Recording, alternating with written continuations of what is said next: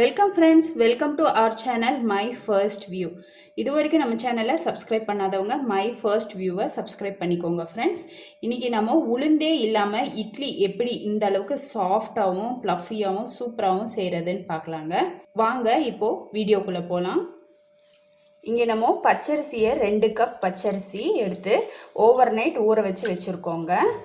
இப்போ இந்த தண்ணியெல்லாம் வடிச்சிடலாம். இப்போ நம்ம ஒரு மிக்சர் ஜார் எடுத்துருக்கோம். அதில் நம்ம இந்த ஊற வச்ச பச்சரிசியை சேர்த்திடலாம். இப்போ இந்த பச்சரிசியோட 1/2 கப் தேங்காய் பால், கெட்டியான பால் எடுத்து ஊற்றிடலாங்க. கூடவே இன்னொரு 1/2 கப் தண்ணி. இப்போ இதை நல்ல ஒரு பேஸ்ட்டாக அரைச்சி எடுத்துக்கலாம். இங்கே நம்ம நல்ல ஒரு பேஸ்ட்டாக பார்த்திங்கன்னா நல்ல ஒரு பேஸ்ட்டாக அரைச்சாச்சு.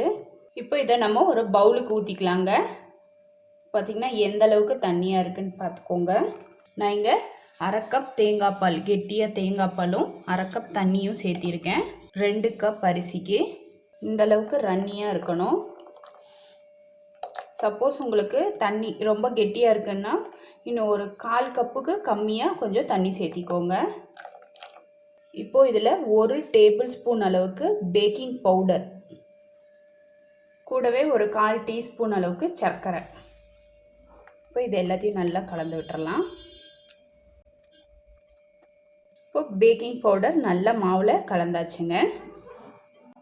இப்போ பேக்கிங் பவுடரெல்லாம் நல்லா கலந்ததும் இது ஒரு 4 மணி நேரம் அப்படியே விட்டுறலாங்க. 4 மணி நேரம் கழித்து நம்ம இட்லி ஊற்றலாம்.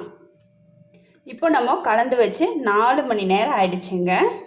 இப்போ நம்ம இதுக்கு தேவையான அளவு உப்பு சேர்த்திடலாம். நம்ம உப்பு பார்த்திங்கன்னா கடைசியில் தான் சேர்க்கணும், முதல்லையே சேர்த்திடக்கூடாது. உப்பு சேர்த்தி நல்லா கலந்து விட்டுறலாங்க. மாவு பார்த்திங்கன்னா ரொம்ப வலுவலுன்னு அரைக்கணும்னு அவசியம் இல்லைங்க. நம்ம நார்மலாக இட்லிக்கு அரைப்போம் இல்லைங்களா, அந்த அளவுக்கு அரைச்சா போதும். இப்போ உப்பு சேர்த்தி நல்லா கலந்தாச்சு. இங்கே நம்ம இட்லி தட்டு எடுத்துருக்கோங்க. அதில் நம்ம சுற்றிலும் எண்ணெய் தடவிக்கலாம்.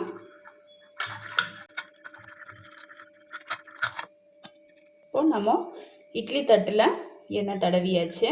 இப்போ நம்ம இந்த மாவை இட்லி தட்டில் ஊற்றிடலாங்க. நான் பார்த்திங்கன்னா 3/4 அளவுக்கு தான் ஊற்றுறேன், ஃபுல்லாக தழும்ப ஊற்றலை. இட்லி அவிக்கிறதுக்காக இங்கே குக்கரில் தண்ணி வச்சுருக்கேன். இப்போ இட்லி தட்டை உள்ளே வச்சிடலாங்க. வச்சு லிட் போட்டு க்ளோஸ் பண்ணிடலாம். வெயிட் வைக்க வேண்டாம், க்ளோஸ் பண்ணிடலாம். விசிலெல்லாம் போட வேண்டாங்க. நார்மலாக உங்களுக்கு இட்லி அவிக்கிறதுக்கு எவ்வளோ டைம் பிடிக்குமோ அதே டைம் தான் இதுக்கும் பிடிக்கும். வாவ், சூப்பராக ரெடி ஆகிடுச்சிங்க. இப்போ இதை எடுத்துடலாம். இது பார்த்திங்கன்னா உடனே நம்ம இட்லி தட்டிலேருந்து எடுத்துடக்கூடாதுங்க. நார்மல் இட்லியில் எடுப்போம் இல்லைங்களா, அது மாதிரி இது கொஞ்சம் ஆற விடணும். ஆற விட்டுட்டு தான் நம்ம இந்த இட்லியை எடுக்கணும். இப்போது இட்லி பார்த்திங்கன்னா லைட்டாக தான் ஆறி இருக்குது, சுத்தமாக நல்லா சில்லு நல்லா ஆகலைங்க. இப்போ நம்ம இட்லியை எடுத்துடலாம். பாருங்கள் எவ்வளோ சூப்பராக சாஃப்டாக இருக்குன்னு. உளுந்தே இல்லாமல் டேஸ்டியான சாஃப்டான இட்லி ரெடி ஆகிடுச்சுங்க. நான் செய்த இந்த இட்லி ரெசிபி உங்களுக்கு பிடிச்சிருந்தால் லைக் பண்ணுங்கள், ஷேர் பண்ணுங்கள். மறக்காமல் மை ஃபர்ஸ்ட் வியூக்கு சப்ஸ்கிரைப் பண்ணுங்கள் ஃப்ரெண்ட்ஸ். பெல் ஐக்கானோட ஆளுங்கிற ஆப்ஷனையும் கிளிக் பண்ண மறந்துடாதீங்க. இது வரைக்கும் வீடியோவை பொறுமையாக பார்த்ததுக்கு ரொம்ப ரொம்ப நன்றி ஃப்ரெண்ட்ஸ். நான் சொன்னது போல் இதில் முக்கியமான டிப்ஸு என்னன்னு பார்த்தீங்கன்னா, பேட்டர் கொஞ்சம் தண்ணியாக இருக்கிற மாதிரி பார்த்துக்கோங்க. ரெண்டாவது, மாவு அரைக்கும்போது ரொம்ப வலுவலுன்னு அரைக்கணும்னு கூட அவசியம் இல்லை. நார்மலாக எப்போ அரைக்கிற மாதிரியே அரைச்சிக்கோங்க. ட்ரை பண்ணி பார்த்துட்டு உங்களோட கமெண்ட்ஸை போஸ்ட் பண்ண மறந்துடாதீங்க ஃப்ரெண்ட்ஸ். தேங்க்யூ.